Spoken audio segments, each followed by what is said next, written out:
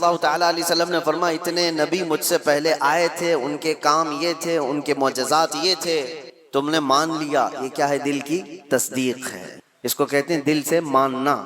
اور دل سے ماننے کے لیے ایک بات اور میں آپ کو بتا دوں کہ دماغ کی ضرورت نہیں ہے کہ جو چیز ہماری سمجھ میں آئے وہی ماننا ہے اور جو چیز نہ سمجھ میں آئے وہ نہیں ماننا، ایسا نہیں، ایمان اس کو نہیں کہتے۔ یعنی اگر تم یہ سوچو کہ جو چیز میرے سامنے مجھے لاجیکلی نہیں لگتی میں اس کو ایکسیپٹ نہیں کرتا، اگر اس طرح کی بات کہتے ہو تو تم دل سے ماننے والے ہو ہی نہیں، تم دماغ سے پڑھنے والے ہو۔ اور ایمان قلب سے تعلق رکھتا ہے۔ مثال کے طور پر اللہ کے نبی صلی اللہ تعالی علیہ وسلم نے ارشاد فرمایا، رات کے ایک چھوٹے سے حصے میں مسجد حرم سے مسجد اقصی گیا، بیت المقدس گیا، اور اس کے بعد پھر آسمانوں کا سفر کیا، اور پھر لوٹ کر کے آیا پل بھر میں، زنجیر بھی ہلتی رہی، بستر بھی رہا گرم، تا عرش گئے پھر آئے محمد صلی اللہ علیہ وسلم۔ اب کوئی انسان یہ کہے یہ لاجیکلی نہیں سمجھ میں آتا، اتنے شارٹ ٹائم میں یہ سفر کیسے ہو سکتا ہے، تو تم دماغ کی یہاں پر سوچیں دوڑا رہے ہو، دماغ کے گھوڑے دوڑا رہے ہو۔ لیکن تصدیق کسے کہتے ہیں؟ آؤ میں آپ کو بتاؤ۔ حضور پاک صلی اللہ علیہ وسلم معراج کے سفر کے بعد مکہ والوں سے یہی واقعہ بیان کر رہے تھے کہ کل کی شب اللہ تعالیٰ نے مجھے معراج کا سفر عطا کیا، مسجد حرم لے گیا، مسجد حرم سے مسجد اقصی، وہاں پر امام ائمہ انبیاء اکرام علیہ السلام کی امامت کیا، اس کے بعد پھر ساتوں آسمانوں کا سفر، عرش، کرسی، لوح، قلم، جنت، دوزخ، یہاں تک کہ رب ذوالجلال کا دیدار، اور پھر واپس آیا۔ یہ مکہ والوں کو میرے آقا بیان کر رہے تھے۔ اس وقت جس کو جو سوال کرنا تھا انہوں نے سوال کیا کہ اگر آپ بیت المقدس گئے تھے تو بتائیے وہاں کے حالات کیسے ہیں، بیت المقدس کا دروازہ کیسا ہے، کھڑکیاں کیسی، محراب کیسے۔ نبی پاک صلی اللہ علیہ وسلم سب کی چیزیں بتا رہے تھے۔ تو ایک ہوا یہ سوالات کر کے علم کو بڑھانا، اور ایک ہے بغیر کچھ پوچھے کہنا ہاں آپ صحیح کہہ رہے ہیں، دو چیزیں ہیں۔ لیکن اس محفل کی خصوصیت یہ ہے کہ ابو جہل اس کو موقع مل گیا، اس نے دیکھا کہ اتنی بڑی بات حضور کر رہے ہیں تو گمراہ کرنے کے لیے ایک بڑا چانس ملا ہے، باہر نکلا اور سب کو بولنے لگا کہ محمد تو اب چھوٹی چھوٹی باتوں سے بہت بڑی باتوں پہ آ گئے، وہ تو آسمانوں کے سفر کی بات اور رات کے ایک حصے میں یہاں سے بیت المقدس کے سفر کی بات کر رہے ہیں اور واپس مکہ میں بیٹھے ہوئے ہیں۔ تو وہ گمراہ کرنے کے لیے پروپیگنڈے کرنے لگا۔ اتفاق ایسا کہ اس محفل میں سیدنا ابو بکر صدیق نہیں تھے۔ حضور صلی اللہ تعالیٰ علیہ وسلم جب بیان کر رہے تھے اس محفل میں حضرت ابو بکر صدیق نہیں تھی۔ حضرت ابو بکر وہ کہیں سے آ رہے تھے، ابو جہل راستے میں ملا اور اس کے بعد پکڑ کر کے کہا ابو بکر رکو، بہت اہم کام ہے، امپورٹنٹ کام ہے، کیونکہ اسے پتا ہے کہ ابو بکر سے زیادہ قریب رسول اللہ کے کون ہیں۔ تو ابو بکر رضی اللہ تعالیٰ عنہ کو پکڑ کر کہتا ہے سنو ابو بکر، ایک مکہ میں نیا واقعہ ہو گیا ہے۔ پوچھا انہوں نے کہ کیا ہوا ہے؟ کہا ایک شخص ایسا ہے جو کہتا ہے رات کو وہ سویا تھا اور رات میں وہ اٹھ کر کے مسجد حرم گیا، مسجد حرم سے بیت المقدس مسجد اقصی گیا اور واپس وہ رات یہیں آ گیا۔ کیا یہ پاسبل ہے؟ ممکن ہے؟ اتنا ہی کہا اس نے۔ تو حضرت ابو بکر نے کہا ایسا کیسے ہو سکتا ہے؟ بات تو ہے، ایسا کیسے ہو سکتا ہے کہ رات کے ایک چھوٹے سے حصے میں کوئی مسجد حرم سے مسجد اقصی گیا ہو اور پھر واپس آ گیا ہو، ایسا کیسے ہو سکتا ہے؟ تو ٹھٹا مار کر کے ہنسنے لگا کہ میرا نشانہ صحیح لگا ہے ابو جہل۔ تو حضرت ابو بکر نے پوچھا بتاؤ تو صحیح کون ہے یہ اس طرح کہنے والا؟ ابو جہل نے کہا کوئی اور نہیں، تمہارے ساتھی محمد صلی اللہ علیہ وسلم یہ بات کہہ رہے ہیں۔ تو حضرت ابو بکر کو جلال آیا اور کہا کہ سن، انہوں نے تو مسجد حرم سے مسجد اقصی تک جا کر آنے کی بات کی ہے، اگر وہ وہاں سے آسمانوں کی بھی بات کریں گے تو اس نظریے کو ابھی تک تو سائنس لے کر کے چل رہا ہے۔ اور نوجوانوں نے ہم سے کہا تھا کہ قرآن میں اور حدیث میں کیا ہے اس کے سلسلے میں؟ اعلیٰ حضرت امام اہل سنت فاضل بریلوی رحمۃ اللہ تعالیٰ علیہ نے اس کے خلاف میں لکھا ہے، اور کتاب ہے پوری الفوز المبین در رد حرکت زمین۔ زمین حرکت نہیں کر رہی ہے، زمین اپنی جگہ پر ہے، سورج نکلتا ہے اور ڈوبتا ہے۔ قرآن میں اللہ نے فرمایا کہ سورج مشرق سے نکلتا ہے مغرب میں ڈوبتا ہے۔ تو یہ تو بات ہوئی، میں اس کی تحقیق میں آپ سے بات نہیں کر رہا کہ یہ میرا موضوع نہیں ہے کہ سورج کہاں سے نکلتا ہے، کب نکلتا ہے، سال میں کتنی جگہوں سے نکلتا ہے اور کہاں ڈوبتا ہے، اور سائنس اس کو کیا کہتا ہے، اور ارتھ روٹیشن کے بارے میں تفصیلات آپ اس علم کے ماہرین سے معلوم کریں۔ لیکن میں یہ کہتا ہوں نوجوانوں سے، جب تمہارے پاس ایسی دو چیزیں آئیں، یہ تو ایک مثال کے لیے کہہ رہا ہوں، تم سامنے دیکھ رہے ہو کہ سائنس کی تھیوری یہ ہے، انہوں نے یہ چیز پیش کی ہے، اور ایک طرف فرمان مصطفیٰ نبی کونین صلی اللہ تعالی علیہ وسلم ہے۔ تو اے نوجوانوں بتاؤ ایمان کسے کہتے ہیں؟ حضور پاک کی بات کو آنکھ بند کر تسلیم کر لینا، یہ اس یقین کا نام ایمان ہے، یہ ایمان ہے۔ آپ کو پتہ ہے یہ ترقیاں تو بہت بعد میں ہوتی آئیں، وہ صحابہ کیسے ایمان لائے؟ قرآن میں ایک آیت ہے، اللہ تعالیٰ فرماتا ہے اذا اخرج یدہ لم یکد یراہ، یہ 18ویں پارے سورہ نور کی آیت ہے، ظلمات بعضها فوق بعض، یعنی ایک علاقہ، ایک جگہ ایسی ہے اندھیریوں پہ اندھیریاں، اندھیریوں پہ اندھیریاں، سورج کی ایک کرن بھی وہاں پر نہیں ہوتی، اگر کوئی آدمی ہاتھ بھی نکالے تو ہاتھ بھی نہیں دیکھ سکتا۔ لیکن 18ویں صدی کے بعد ایک ایسا شخص جس نے اوشین کا، سمندر کا سفر کیا، اس نے سمندروں کے بیچ میں ایک جگہ ایسی پائی جہاں پر بہت گھٹا ٹوپ اندھیری، اتنا اندھیرا ہے کہ ہاتھ بھی نہیں دکھتا۔ اس نے اپنے سفر کے بعد آ کر یہ واقعہ بیان کیا، میں نے دنیا میں ایک ایسی جگہ دیکھی جہاں مکمل طور پر اندھیرا ہے، ایسا اندھیرا کہ وہاں کوئی شے کی اجالا بالکل بھی نہیں ہے۔ تو اس کو کسی عالم نے کہا یہ تو قرآن میں اللہ کے نبی صلی اللہ تعالیٰ علیہ وسلم نے جو آیت پڑھی ہے، اللہ کا حکم بیان کیا ہے، یہ موجود ہے۔ اب سنیے، اس سائنٹسٹ نے پوچھا اچھا یہ تو 18ویں صدی کی ترقیاتی زمانے میں نے یہ انکشاف کیا ہے، ایکسپلور کیا ہے، یہ بات پہلے سے کیسے آ سکتی ہے؟ اس نے پوچھا ہو سکتا ہے محمد صلی اللہ تعالیٰ علیہ وسلم سمندروں کا زیادہ سفر کرتے ہوں گے، کبھی اس سفر کے دوران انہوں نے بھی دیکھ لیا ہوگا آج سے 1400 سال پہلے، اور انہوں نے بیان کر دیا ہوگا قرآن میں۔ تو حیرت کی بات ہے میرے عزیزوں، مفسرین نے اس سے بتایا کہ تعجب کی بات یہ ہے میرے عزیز، میرے نبی صلی اللہ تعالیٰ علیہ وسلم کی عمر مبارک 63 سال کی تھی ظاہری، اور پورے 63 سال کی ظاہری عمر میں ایک بار بھی حضور سمندر کے پاس نہیں گئے، سفر تو دور کی بات ہے، سمندر پر نہیں گئے حضور، اور سمندروں کے بیچوں بیچ موجود چیز کی خبر دے رہے ہیں۔ اس نے کہا تب پھر ایسی خبر دینے والا یہ انسانی خبر دینے والا نہیں ہے، یہ تو پھر اسی کی خبر ہوگی جس نے یہ پیدا کیا۔ میں اپنی لائف کے ہر حصے میں میرے مصطفیٰ کریم صلی اللہ علیہ وسلم کا وفادار ہوں۔ یہی بات تو ہے کہ حضرت عبداللہ بن حذافہ ایک صحابی ہیں، ان سے ایک رومی بادشاہ نے کہا تھا ایسا نوجوان مجھے چاہیے، اتنا ٹرین، اتنا یقین والا، اتنا پاورفل۔ بادشاہ، رومی بادشاہ نے حضرت عبداللہ بن حذافہ سے یہ کہا تو آجا میرے پاس، تجھے میں وزیر بنا لوں گا، اور اگر نہیں تو آدھی سلطنت دے دوں گا، تو آجا میرے پاس، ایسا مجھے ایک نوجوان چاہیے۔ عبداللہ بن حذافہ نے کیا کہا تھا جانتے ہو؟ کہا بادشاہ سن، تو آدھی سلطنت نہیں، تیری پوری سلطنت، اس کے بعد اور ایک سلطنت، اس کے بعد اور ایک سلطنت پوری مجھے دے دے، پلک جھپکنے کے برابر بھی میں میرے نبی سے بے وفائی نہیں کر سکتا، ان کے فرمان کے خلاف نہیں جا سکتا، دین چھوڑنا تو دور کی بات، ان سے ایک پلک جھپکنے کے برابر بھی بے وفائی نہیں کر سکتا۔ یہ ہے ایمان، اللہ ہمیں ایسا ایمان عطا فرمائے۔ وآخر دعوانا، یہ پرندے بھی ان پر لعنت بھیجتے ہیں، کہاں کہاں جھک رہے ہو تم؟ اللہ رب العزت جس نے پیدا کیا، سارے پرندے اگر کسی کی تسبیح بیان کرتے ہیں تو رب ذوالجلال کی۔ قرآن میں اللہ نے فرمایا وَإِن مِّن شَيْءٍ إِلَّا يُسَبِّحُ بِحَمْدِهِ، کوئی چیز دنیا میں ایسی نہیں جو اللہ کی حمد اور تسبیح نہ کر رہی ہو، وَلَكِن لَا تَفْقَهُونَ تَسْبِيحَهُمْ، ہاں یہ اور بات ہے کہ تم ان کی تسبیح کو سمجھ نہیں پاؤ گے۔ اگر کوا کائیں کائیں کر رہا ہے تو تمہیں کائیں کائیں لگے گا، لیکن وہ اللہ کی حمد بیان بھی کر رہا ہے، اسے سبحان بھی کہہ رہا ہے۔ تو پرندوں کو بھی عجب لگتا ہے جب سورج کے پرستشوں پجاریوں کو دیکھیں اور آگ کی پوجا کرنے والوں کو دیکھیں، تو پرندوں کو بھی تعجب لگتا ہے۔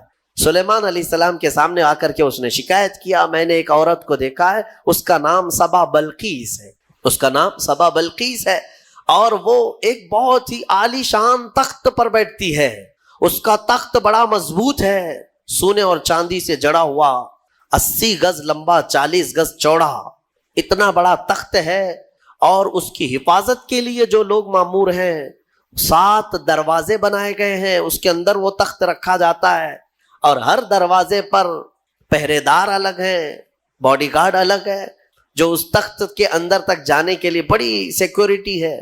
تو اس تخت پر وہ بیٹھتی ہے اور اس کو اس پر ناز ہے۔ حضرت سلیمان علیہ السلام نے اس کو معاف کر دیا، چلو کوئی ایک معقول وجہ تو لے کے آیا ہے۔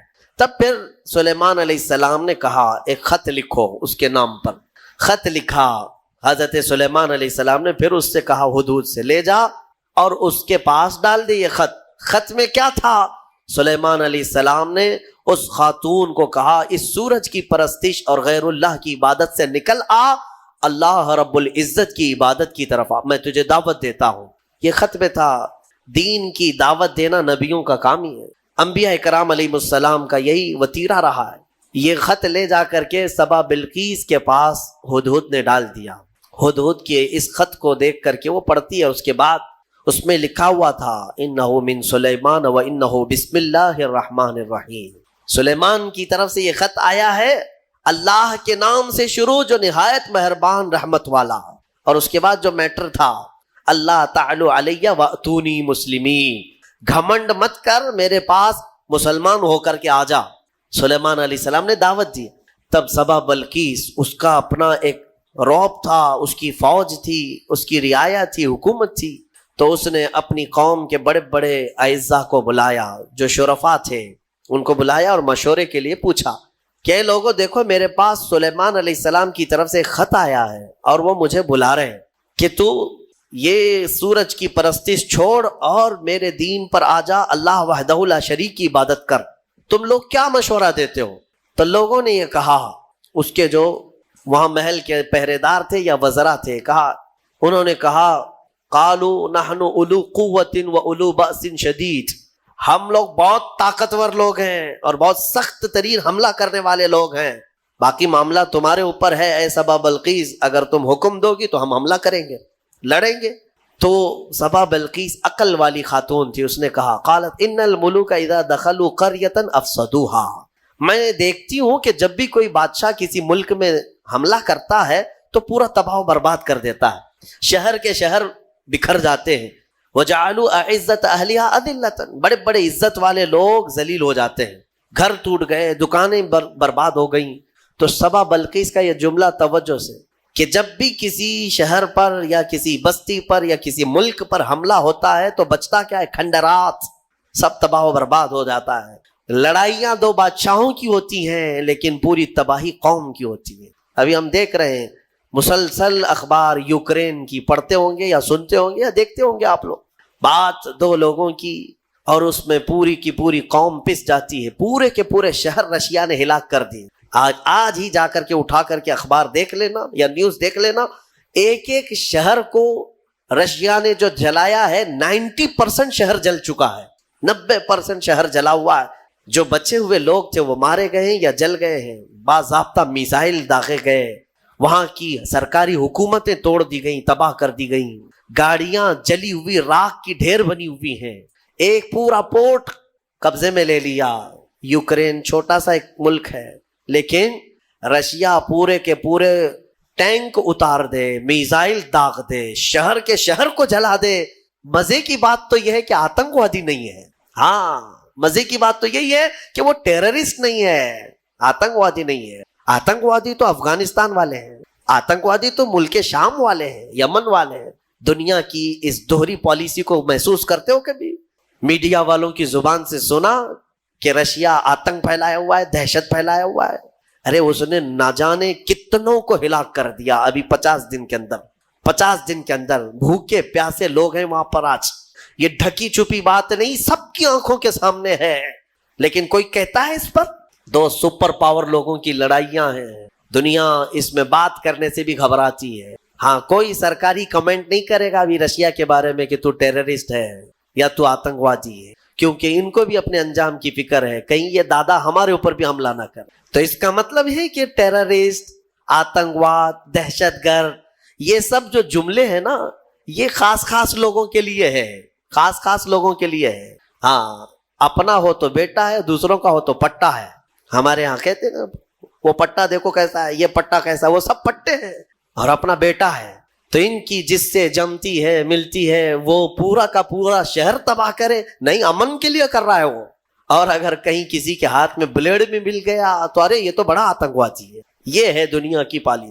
بہرحال میں جو بات عرض کر رہا تھا، سبا بلقیس کی بات صحیح ہے کہ اس نے کہا کہ جب بھی کبھی بادشاہ کسی شہر میں آتے ہیں تو سب تباہ کرتے ہیں، میں یہ کام کرتی ہوں کہ کچھ ہدیے، تحفے، مال سلیمان علیہ السلام کے ہاں بھیج دیتی ہوں، اگر وہ مال کے لیے ہی کر رہے ہیں تو یہ ہدیے لے کر کے چپ بیٹھ جائیں گے، خاموش ہو جائیں گے، ٹیکس لے لیں گے میرے سے، لڑائی نہیں کریں گے اور نہ ہی مجھے دین کی دعوت دیں گے۔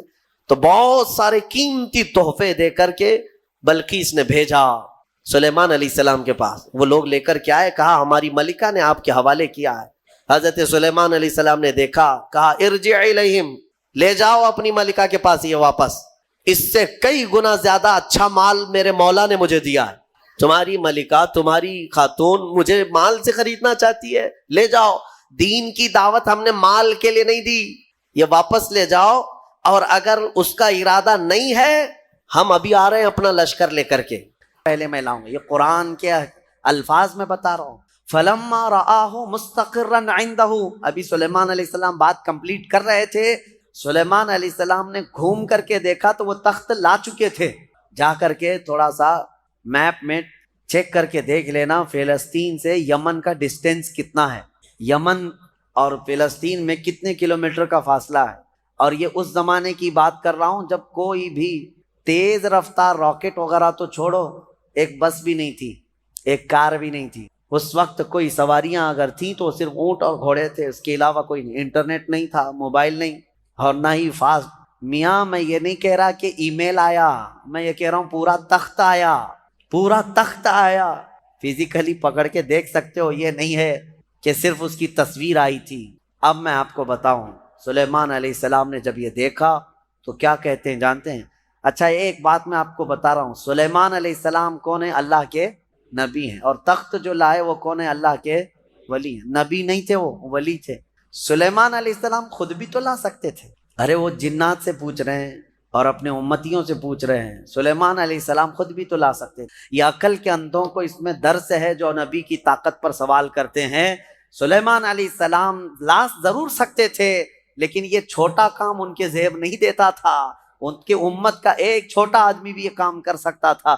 لوگ تو آج یہ پوچھتے ہیں کہ نبی کو پیٹھ پیچھے کا علم نہیں، دیوار پیچھے کا علم نہیں، تمہارے باپ کی 70 پشتوں کا بھی علم میرے مصطفیٰ کو ہے۔ نبی پاک صلی اللہ تعالیٰ علیہ وسلم کو ہر شے کا علم اللہ نے عطا کیا ہے، اور طاقت و قوت کا عالم بھی یہی ہے۔ جب ان کے گدا بھر دیتے ہیں شاہان زمانہ کی جھولی، محتاج کا جب یہ عالم ہے تو پھر مختار کا عالم کیا ہوگا؟ محتاج کا جب یہ عالم ہے تو مختار کا عالم کیا ہوگا؟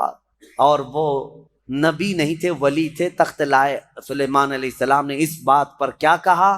ھذا من فضل ربی، یہ نہیں کہا دیکھو میری طاقت کتنی ہے، کہا یہ جو کچھ بھی ہوا یہ میرے رب کے فضل سے ہوا، میرے رب کے فضل سے۔ لوگوں ہمیشہ اس بات کو یاد رکھو، ہمارے یہاں پہلے رواج تھا گھروں کے اوپر بھی ایک تختی لکھ کر کے لگائی جاتی تھی، ھذا من فضل ربی ہوتا تھا، گھروں پر یہ لگائے جاتے تھے۔ کیوں؟ گھر میں نے بنایا ہے، محنت سے بنایا، کمایا ہے، چڑھایا ہے، دیواریں چھت ڈالی ہے، لیکن لاسٹ میں یہ جملہ لکھتے تھے یہ سب میری طرف سے نہیں، ھذا من فضل ربی، یہ میرے رب کے فضل سے۔ یہ ہمیشہ مسلمانوں کو یاد رکھنا چاہیے۔ اب اس کے بعد ملکہ بلقیس پتہ نہیں کتنے دنوں کے بعد پہنچی، آئی دربار سلیمان میں۔ جب حاضر ہوئی تو حضرت سلیمان علیہ السلام نے کہا تھا نکروا لہا عرشہا، اس کے تخت کو جو ہے جگہ جگہ سے تھوڑا سا ڈیمیج کر کے رکھو، سوراخ کر کے رکھو، تخت اسی کا ہے، بلقیس کا۔ جب وہ آئیں سلیمان علیہ السلام کے پاس تو سلیمان علیہ السلام اس کو تخت کے پاس لے گئے۔ اہاکذا عرشکی، تیرا تخت بھی ایسا ہی ہے جس پر تو بیٹھتی ہے، تیرا تخت بھی ایسا ہی ہے؟ وہ غور سے دیکھتی ہے، قالت کأنہ ہوا، ایسا ہی نہیں یہی ہے، یہ تخت ایسا ہی میرے تخت کی طرح نہیں، یہی ہے میرا تخت۔ اور اس کے بعد جب اس نے طاقت سلیمان کو دیکھا تو کہتی ہیں اسلمت مع سلیمان للہ رب العالمین، میں سلیمان علیہ السلام کے ساتھ رب العالمین اللہ پر ایمان لے آتی۔ اسلمت کا مطلب ہوتا ہے اسلام لائی، ملکہ بلقیس بھی اسلام لائی، ہاں سبا بلقیس بھی اسلام لائی، یہ لفظ ہے اسلمت۔ انشاءاللہ اس زمانے کی بھی کوئی وکٹوریا ہوگی وہ بھی اسلمت کہے گی، جب طاقت مصطفیٰ کریم صلی اللہ علیہ وسلم کے مظاہرے دیکھے تو وہ اسلمت کہے گی کہ میں اسلام لائی۔